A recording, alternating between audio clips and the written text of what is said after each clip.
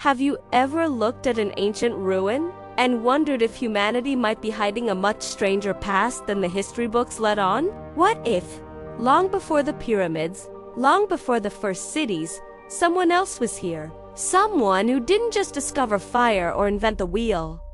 Someone who split the atom. It sounds like science fiction, but there are clues scattered across the globe that make you stop and think. There is a place in Africa that operated like a nuclear reactor 2 billion years before anyone built a power plant.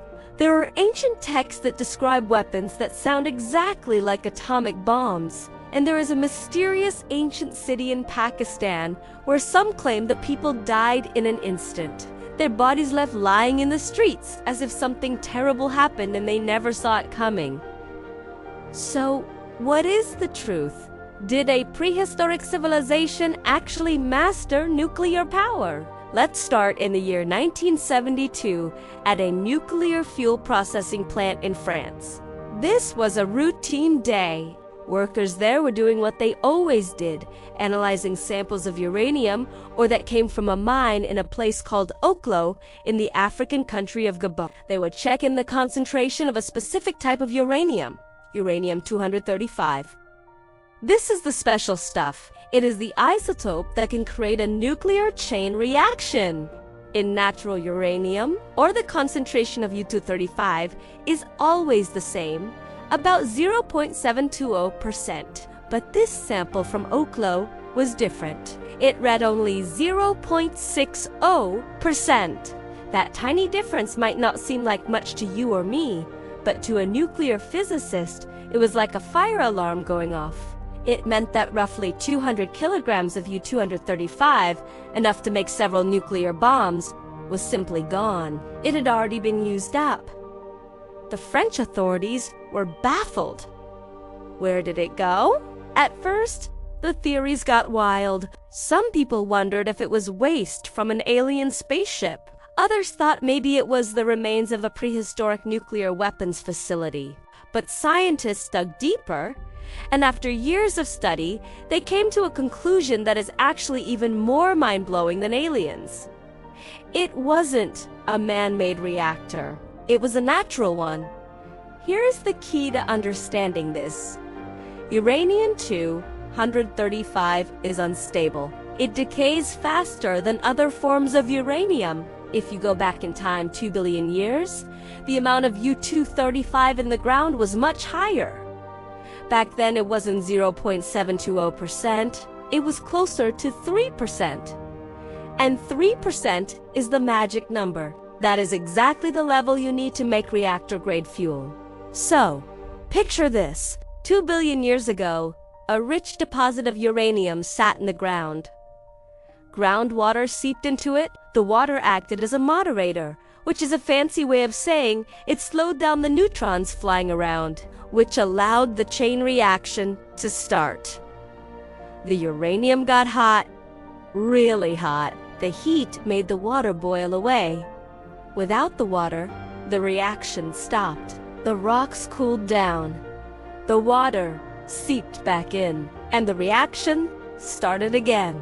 This cycle repeated itself over and over again for hundreds of thousands of years. 16 of these natural reactor zones have been found at the Oklo site. It is an amazing discovery. But here is the question you have to ask yourself. Does that mean a civilization built it? The answer, according to science, is no. As incredible as it sounds, this was purely a gift of geology and physics. It happened because the conditions were perfectly right. But let that sink in for a moment. The Earth itself created a nuclear reactor, and it ran safely for hundreds of thousands of years. All by itself 2 billion years before humans ever existed. If nature can do that, does it change the way you think about what might be possible in the ancient past? Now, let's travel from Africa to ancient India. We are going to look at one of the longest epic poems ever written, the Mahabharata. This is a real historical text, a massive story about a great war between two families. It is full of gods, heroes, and incredible weapons. And some of the descriptions of those weapons are absolutely chilling. Listen to this passage. It describes a weapon called the Iron Thunderbolt. The text says a single projectile charged with all the power of the universe. An incandescent column of smoke and flame as bright as 10,000 suns rose in all its splendor. It was an unknown weapon, an iron thunderbolt, a gigantic messenger of death, which reduced to ashes the entire race. Does that sound familiar to you? It should. When J. Robert Oppenheimer watched the first atomic bomb explode in the New Mexico desert in 1945, he thought of a line from the same ancient text. He said, "Now I am become death, the destroyer of worlds." Later in his life, he was asked if that test was the first atomic bomb ever detonated. He replied, "Well, yes, in modern times." Of course, that little phrase, "in modern times," has made a lot of people wonder. What was he hinting at? But the descriptions in the Mahabharata go even deeper. After the weapon is used, the text describes the aftermath. It says the corpses were so burned they were unrecognizable. Hair and nails fell out. Pottery broke without any apparent cause. Birds turned white. Food was poisoned. That sounds exactly like radiation sickness and the thermal blast of a nuclear weapon. The text even says that after the weapon was used, the land became barren for 12 years. Crops would not grow. Nothing could live there. That is a perfect description of nuclear fallout. It makes you wonder if the poet who wrote those words was describing something they had actually seen, or something they had heard about from a time long forgotten. But if there was an ancient war that used weapons this powerful, there should be physical proof. So, let's go look for that proof. Let's go to Mohenjo. This is an ancient city in modern-day Pakistan. It was part of the Indus Valley civilization, one of the most advanced civilizations of the ancient world. It was built around 2500 BC, with perfectly laid out streets, advanced plumbing, and huge public baths. It was a peaceful and prosperous place. But when archaeologists excavated the city in the 1920s, they found something strange. In the streets, they found skeletons.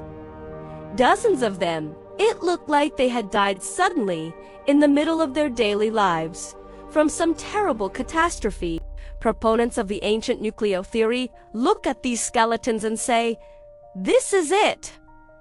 This is the proof." They claim that the skeletons show high levels of radiation. They also claim that parts of the city are covered in a layer of green glass fused by intense heat. The only way to get that kind of glass, they say, is with a nuclear blast hot enough to melt sand and stone. They compare it to the trinitite glass found at the site of the first atomic test in New Mexico.